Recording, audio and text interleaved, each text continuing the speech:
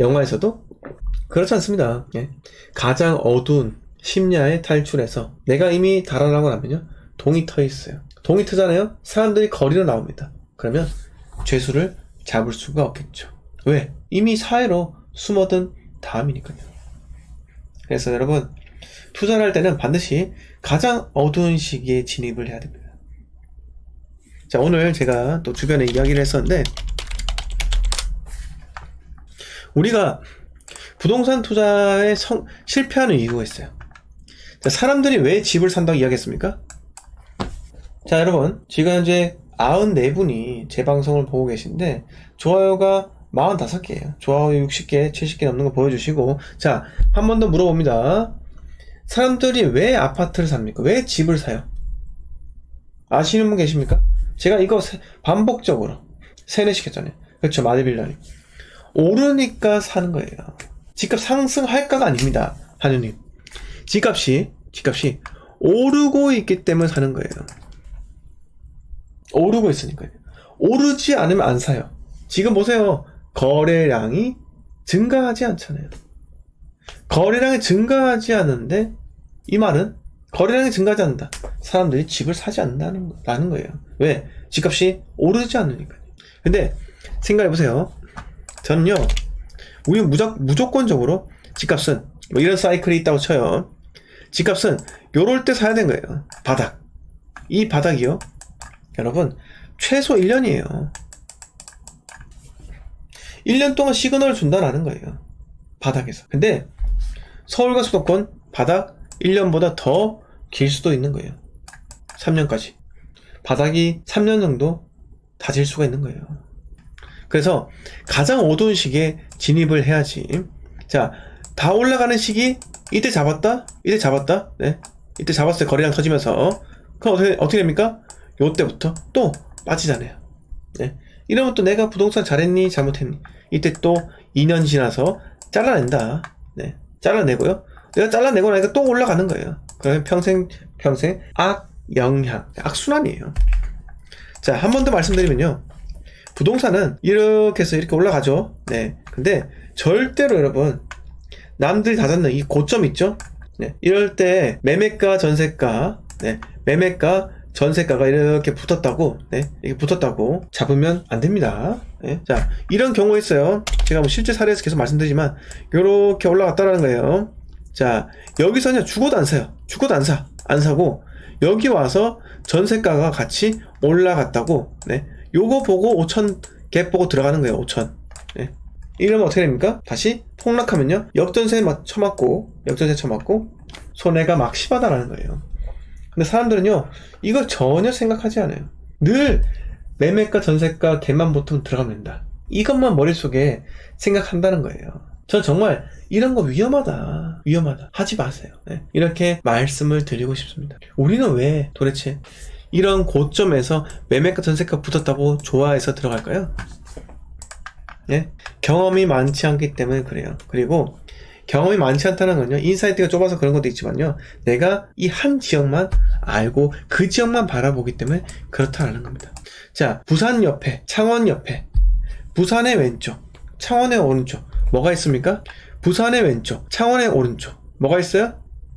부산의 왼쪽, 창원의 오른쪽, 뭐가 있어요? 김해가 있죠. 자, 김해에 보시면은, 김해 여기 한번 볼까요? 자, 보세요. 제가 말씀드린 정확한 예예요. 자, 요렇게 해서 4년 동안 떨어졌어요. 맞죠? 그리고 바닥에서 갭이 2000, 갭 마이너스 67 이렇게 나오죠. 예. 이럴 때 진입을 해야 되는 거예요. 이럴 때.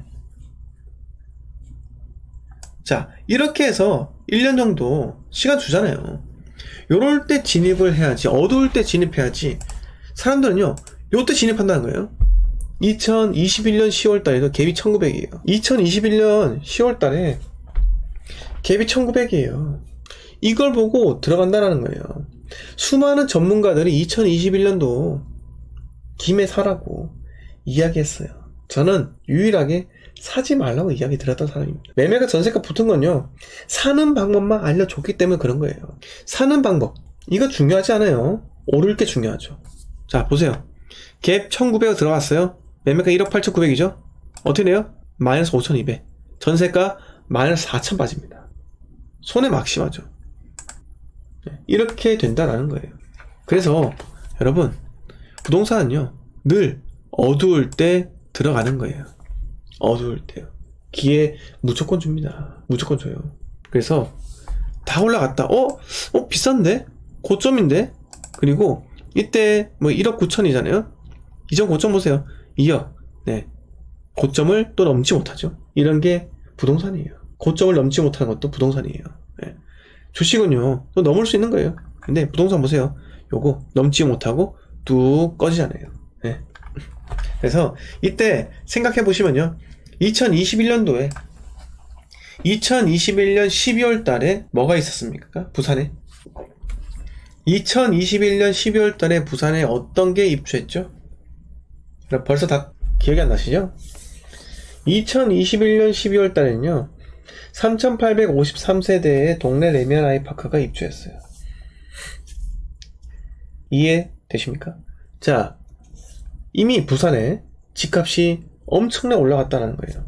근데 이런 고점에서 언제 떨어져도 이상하지 않은 그 시기에 대규모 입주장이 열린다는 거예요. 그러면 이게 터닝 포인트가 될 수 있다는 거예요. 뭐다? 2021년 12월 달부터 부산은요 물량이 체하게 되는 거예요. 네, 체한 상태였습니다. 그러다 보니까 그때부터 이상해지는 거예요.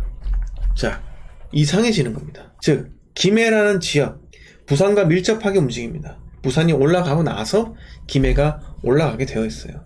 이렇게 밀접하게 움직이는 거 우리는 생각을 해야 된다는 거예요. 즉 김해만 바라보는 게 아니에요. 부산도 함께 바라봐야죠. 부산의 분위기가 좋으면요, 근데 여전히 김해가 암흑기다? 그러면 김해도 잡아도 되지만요, 저는 그렇다면 부산을 잡아라 이렇게 말씀드리죠. 왜요? 팔기 쉬우니까요. 팔기 쉬우니까. 앞으로 여러분들이 부동산에 대하실 때 첫 번째, 두 번째, 세 번째 이유 모두가 팔기 쉬운 것만 산다라는 거예요. 팔기 쉬운 거, 세대수가 많으면 팔기 쉽습니다. 두 번째, 또 어떤 게 있을까요? 네. 가급적인 신축, 팔기 쉬워요. 세 번째, 재건축 같은 호재가 있으면요, 구축이라도 팔기 쉽습니다. 이렇게 늘 초점을요, 사기 쉬운 게 아니라, 매매가 전세가 갭이 작아서 사기 쉬운 게 아니라 반드시 팔기 쉬운 것을 매수해야 되는 거예요. 이거 잊지 마세요. 네, 잊지 마시고 항상 부동산 투자를 대할 때 이런 마인드로 하셨으면 합니다. 제가 창원을 매수하지 말라는 이유가 있어요. 왜 창원을 매수하지 말라고 합니까? 네? 창원이요, 생각보다 비쌉니다. 자, 마산에 여기 밑에 내려가면 마산 현동이 있어요. 마산 현동 여기 보시면, 자, 3억 7,500 해서 쭉 떨어집니다. 25.87%. 25.87%. 이때 보세요. 2021년도 뒤늦게 붙은 사람들 보세요. 2021년 10월달 붙었습니다. 매매가 전세가 어때요? 10월달 갭이 5천이에요. 5천 넣고 들어가서 지금 약간 손해죠. 약간 손해요.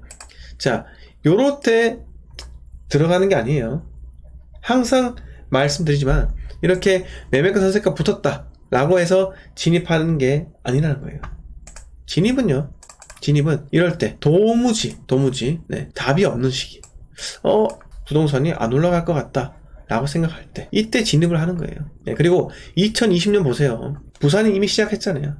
이미 시작한 다음입니다. 그러면 당연히 마산도 창원도 시작하겠다 라고 생각해서 이때 진입을 했어야죠. 진입했으면요, 이렇게 해서 한 이 정도에서 팔고 나오는 겁니다. 팔고 나오는 거예요. 또는 이렇게 해도 8% 이득 아니겠습니까?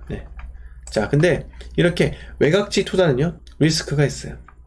항상 리스크가 있다고 생각하고, 가급적이면요, 마산이라면 마산의 중심, 창원이라면요, 창원의 중심, 이런 걸 매수를 하시고, 쌀 때 매수해야 되는 거예요.